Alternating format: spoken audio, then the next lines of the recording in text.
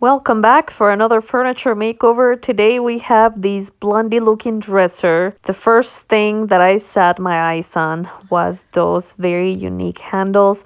The cornice in one of the drawers has a chunk that's missing. There's some damage on the base, but don't go anywhere because today's transformation is pretty unique and you don't want to miss it.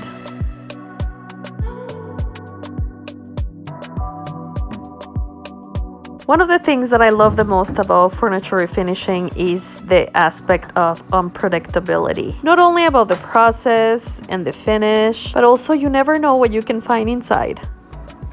Do you want to see something cool? You can find the most interesting things inside dressers and pieces of furniture.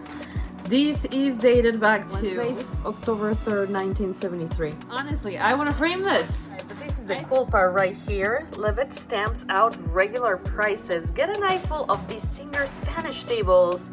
For people that think that all these were made with real wood, check out how they phrase it. Compare your giant savings on these walnut finished tables. It doesn't say that it's made of walnut. Sometimes you'll find like a peel and stick paper, yes, that looks like walnut. Many times these details are made of plastic. These could be made of plastic too. To give you an idea, I worked on this dresser some years ago, made of pressed wood. I removed that plastic paneling and this was the after. $47 for this one, $33 for this set over here. It tells you different activities that they had at the fair, and one of them was furniture refinishing, pottery, painting, taxidermy, carving, leather tooling, quilting. They have demonstrations at the fair, how to do all these things. This just made my entire week. I probably spent about an hour looking at the newspaper and then got back to trying to salvage the hardware. I left it soaking on a 1-to-1 ratio of water and vinegar. Wiped down the dresser with water and Dawn dish soap and started sanding with my Surfprep sanding system using 120 grit.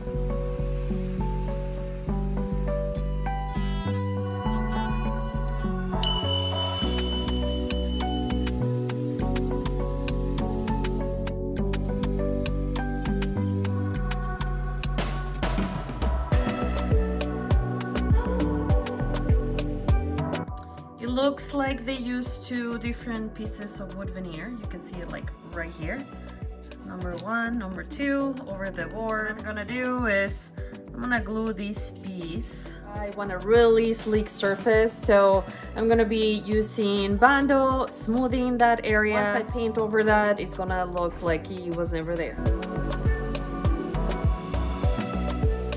Upon further inspection while I'm sanding, I'm discovering that this piece of veneer here was also coming in loose, so I injected some of that glue and clamped it. Anything that's coming off of it, I'm wiping off with a wet rag, letting it dry overnight. Once everything is nice and dry tomorrow, I'll be applying Bando over it.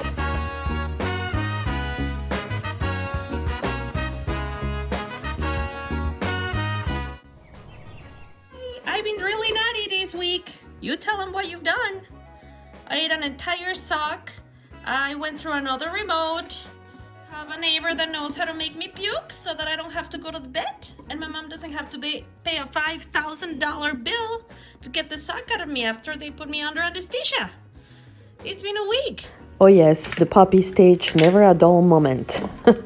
Things seem to be drying really well and it's time to mix up some Bando. I've shared with you guys this product. I use it about in every other video. It's a 2-part wood filler. It hardens once you add the hardening cream that looks pink. And you have a few seconds after that to work with it. The good thing about it is that within 15 minutes, you can pretty much start sanding.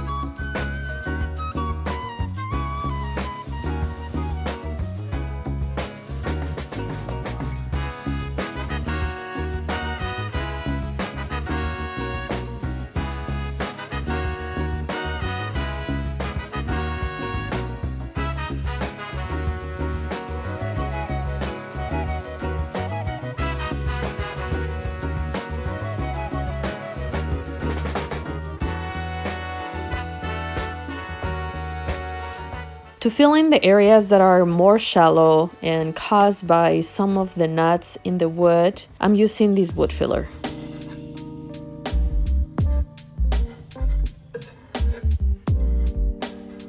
Now that all the repairs have been done, everything has been sanded, I need to clean all the sanding dust. I'm using Clean Slate to help me get rid of all of it.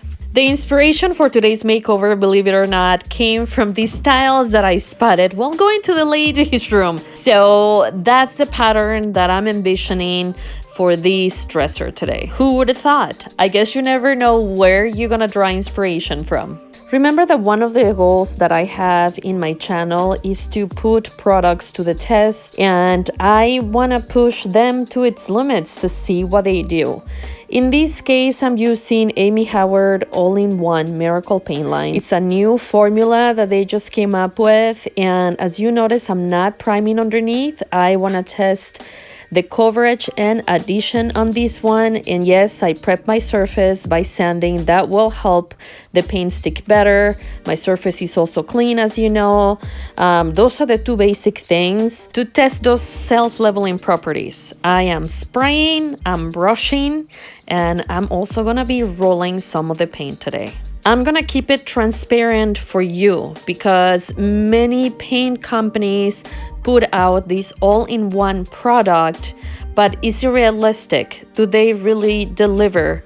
Is it possible to only do a one step, still have a long-lasting finish? So far, this is what I have to say about today's project. I'm impressed by the coverage with this new formula. I was impressed with their previous formula. For the self-leveling properties, I don't see a lot of difference, guys. Brushing, spraying, and rolling, which tells you a lot about the self-leveling properties. I'll talk farther in the video about the paint. Right now, I want to give you a tip in how to get clean lines every time. You notice that I'm applying a light coat of that base color, brushing the paint in the direction of the tape to make sure that I get some of that paint in.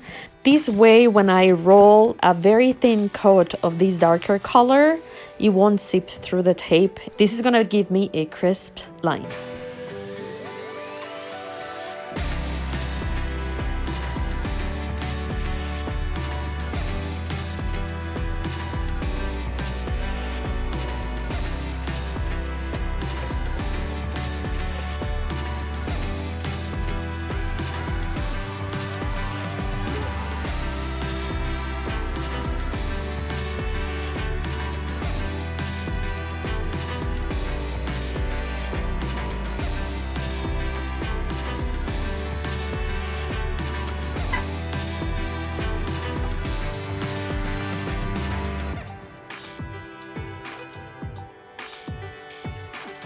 A couple of ways that you can see how well a paint sticks to a piece of furniture is by scratching.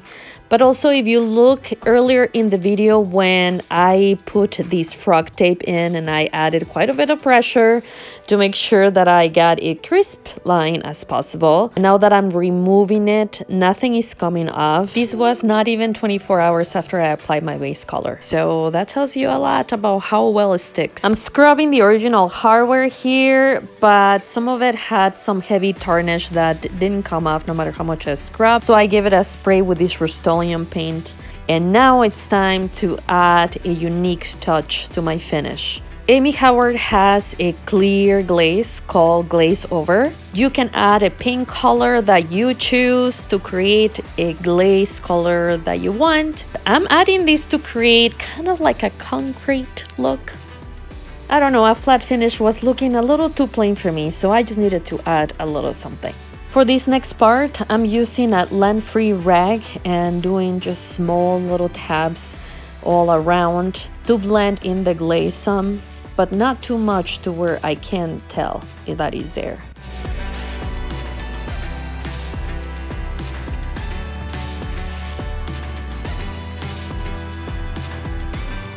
Here's just a short clip to show you the difference between the flat finish and how those darker gray areas look after the glaze has been applied. And I promise you full disclosure regarding the paint. One day after I was done with the piece, I saw some bleed through on the side and the top of the dresser, which can happen when you don't use a primer. The way you address bleed through is by scuff sanding those areas where you see it, then spray some of this bean white shellac based primer, paint it over it, and that took care of it. If you're someone that doesn't like surprises, go ahead and apply your primer right after you're done sanding and cleaning your piece, even if it's an all-in-one paint. But for the full purpose of this channel, which is to give you all the ins and outs and truths about paints, is a risk that I'm willing to take. Time to take a quick look to where these dressers started. And here it is today. Let me know what you guys think of today's funky and unique makeover. I will catch up with you guys in a couple of weeks.